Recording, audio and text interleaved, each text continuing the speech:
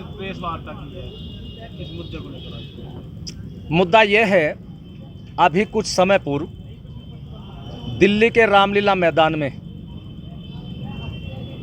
मुसलमानों का बहुत बड़ा आयोजन था और उस आयोजन में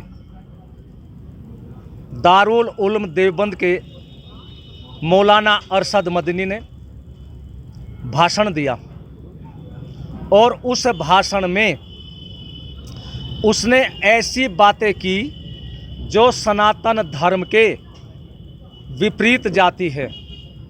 सारी तथ्यहीन बातें उसने कही और उनकी बातों से सनातन धर्म का भी अपमान हुआ है और सनातन धर्म के मानने वाले आहत हुए हैं, उनके दिलो दिमाग को ठेस पहुंची है। तो एक हलचल पैदा हो गई। तो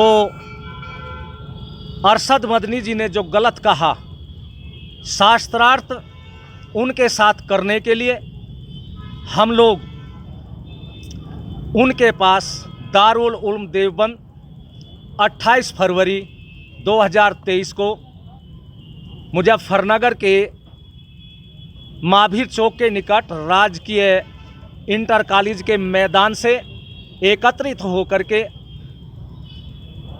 चलेंगे और वहां जाकर के शास्त्रार्थ करेंगे। शास्त्रार्थ के माध्यम से उनको बताएंगे कि मदनी जी, आप लोगों ने जो शब्द कहे ये तो सिद्धांत के विपरीत है और आप जैसे बड़े पद पर बैठने वालों को कहने से पूर्व सोच लेना चाहिए कि भविष्य में उसकी बात कोई काट न सके, उसकी बात, क्योंकि शास्त्र के माध्यम से हम उनकी बातों को काटेंगे।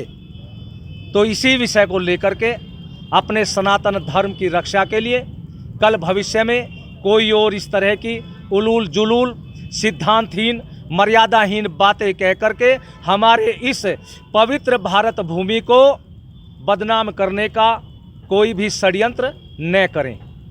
क्या सवाल मदनी से है आपको? देखिए,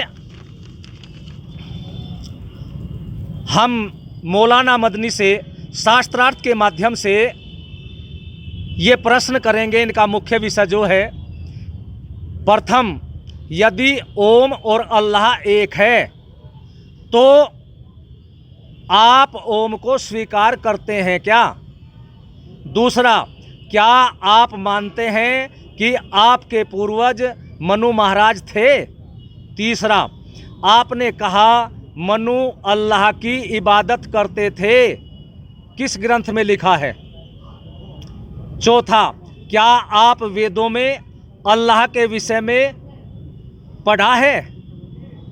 पांचवा, इस्लाम मजहब की आयु कितनी है? छठा, इस्लाम मजहब की उत्पत्ति अरब में हुई या भारत में? स्पष्ट करें।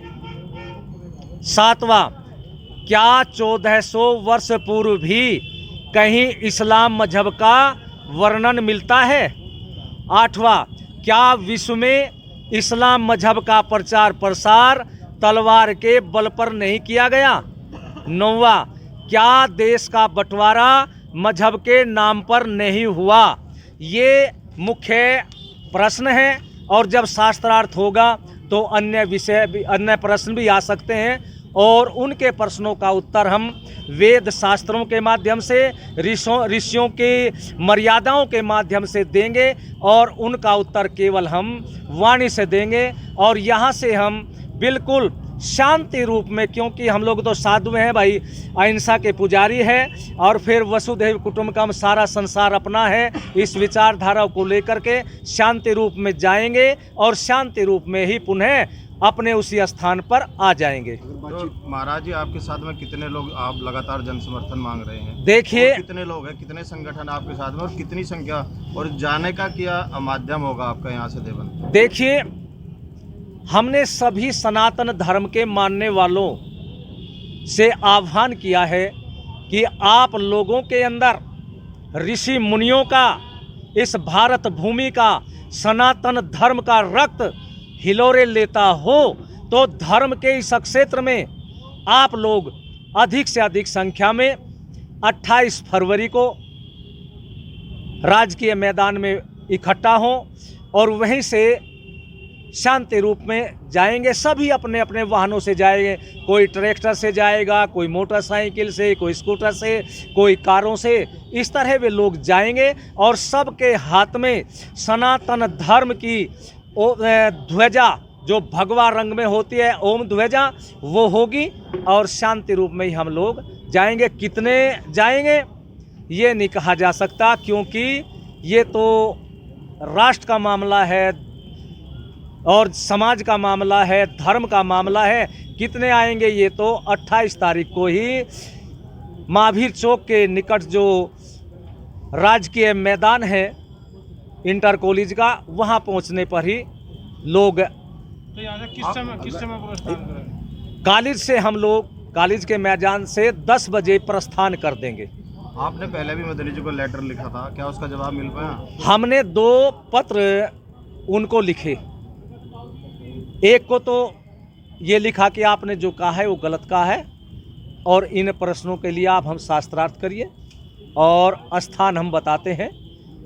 स्थान आपका ही विद्यालय होगा, दारुल उलूम देवबंद, और उसमें आप लोग शास्त्रार्थ करें, हम आ रहे हैं। और समय और तारीख आप बताएं, लेकिन उन्होंने कोई उत्तर नहीं दिया।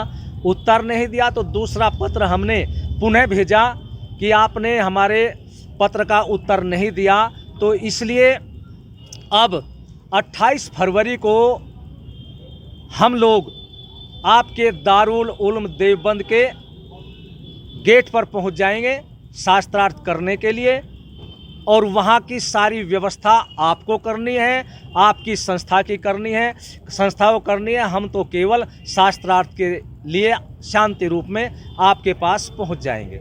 आपको लगता है कि दारुल उलूम आपने इसलिए चुना है, कहीं ना कहीं एक धार्मिक, कहीं ना कहीं एक वो विद्यालय है या एजुकेशन का एक वो माध्यम है लोगों के लिए? क्या लगता है आपको वहाँ जाकर जो छात्र भी होने चाहिए साथ में, या सिर्फ धर्म गुरु ही वहाँ होने चाहिए? नहीं, देखिए, शास्त्रार्थ जब होता है उसमें तो कोई भी आ सकता है बात सुनने के लिए, और इसलिए कि वे लोग वहाँ रहते हैं, शिक्षा का केंद्र हैं, और कितने ही देशों के छात्र वहाँ पर शिक्षा ग्रहण करने के लिए भी आते हैं, और वे सारे लोग उन बातों को सुनेंगे और सुन कर के उनको भी पता लगेगा वास्तविकता क्या है, सत्य क्या है, असत्य क्या है। क्योंकि हमारे ऋषियों ने लिखा है कि असत्य का विरोध करना और सत्य को धारण करना प्रत्येक मनुष्य का परम कर्तव्य है। तो इसीलिए हमने वो स्थान चुना है।